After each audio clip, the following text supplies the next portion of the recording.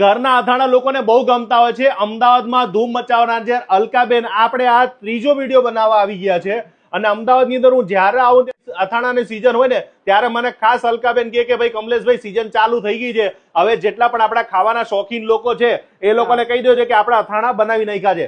દર વખતે તમારા અથાણાનો વિડીયો બનાવું છું, બધા લોકોને ઘર બેઠા તમે પહોંચાડી દો છો અને બધા બહુ ખુશ થાય છે. તમારું અથાણું 2 વર્ષ સુધી ચાલે છે, બગડતું પણ નથી અને મજા પણ બહુ આવે છે.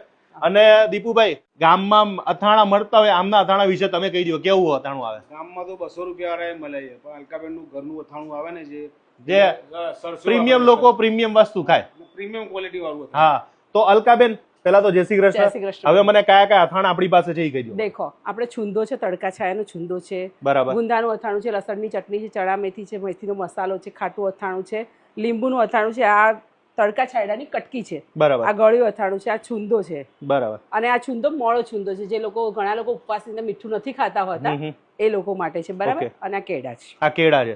પછી તમે જે અથાણા બનાવો છો અત્યારે શું 500 ગ્રામ ના શું છે ને કિલો ના શું ભાવ છે મને કહી દો. 495 રૂપિયા કિલો છે મારો. 495 કિલો છે. પછી કુરિયર ચાર્જ અંદર આવી ગયો કે ના? કુરિયર ચાર્જ અલગથી રહેશે. ગુજરાતની અંદર 50 રૂપિયા અને બહાર મોકલવા માટે દાખલા તરીકે બોમ્બે છે તો બોમ્બે ના 80 રૂપિયા છે, અને રાજસ્થાન કે ત્યાં છે તો ત્યાંનો અલગ ચાર્જ લાગે છે. જે લાગે તમારા કયા અથાણામાં ભાવ વધઘટ થતી હોય છે એ મને કહેજો. કેરીમાં તો વધઘટ ના થાય, એમાં તો ઘટે, પણ કયા ભાવમાં વધે? ગુંદામાં છે, લસણમાં છે, કેળામાં છે, બધામાં ભાવ વધઘટ. પછી આ કેરીના ભાવ ઘટે તો પછી ઘટાડો કે ના ઘટાડો?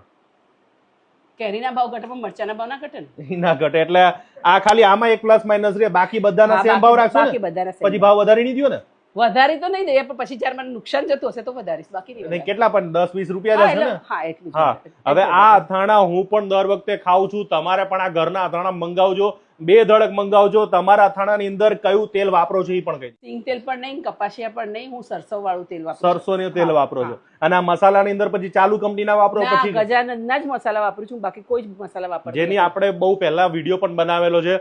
અથાણા લેવા હોય દીપુભાઈ તો કયા લેવાના તમારી દ્રષ્ટિએ? અથાણા લેવા તો અલકાબેનના ત્યાંથી આંખો મીચીને લઈ લેજો. હું વિડીયો બનાવતો એટલે તમારે ચિંતા ના કરતા, આખા ગુજરાતમાં જ્યાં જોઈએ ત્યાં તમારે છે ને અથાણા મળી જવાના છે. અને હા, તમે જો કદાચ હોલસેલ જોતો હોય, 5 કિલો જોતું હોય, 10 કિલો જોતું હોય તો એ લોકોને હોલસેલ ભાવમાં પણ કરી આપવામાં આવશે અને જ્યાં જોઈએ ત્યાં પહોંચાડી પણ આપવામાં આવશે. 500 ગ્રામ અને 250 ગ્રામ થી ચાલુ થાય કે 500 ગ્રામ થી? 500 ને કિલો. 500 ને કિલો આખા ગુજરાતમાં જ્યાં જોતા ત્યાં મળી જશે. તો મંગાવવાનું ભૂલતા નહીં. હવે તો વિદેશ વાળા પણ મંગાવે, વિદેશ પહોંચે છે ને આપણે? મંગાવે છે. કયા કયા વિદેશમાં? ખાલી ઓસ્ટ્રેલિયા સિવાય બધી જગ્યાએ પહોંચી શકે છે. ઓસ્ટ્રેલિયા સિવાય બધી જગ્યાએ પહોંચે. લગભગ ઓસ્ટ્રેલિયા ટૂંક સમય પહોંચી પણ જશે કદાચ. પણ તમારે ઘર બેઠા જોતા તો સ્ક્રીન ઉપર આપણા નંબર ફોન કરજો અને આજે જ બુકિંગ કરાવી લેજો. ક્યારે તમે પહોંચાડી દો આ બધા અથાણા? એની અંદર એવું છે કે ઓર્ડર જેમ આવતા હોય છે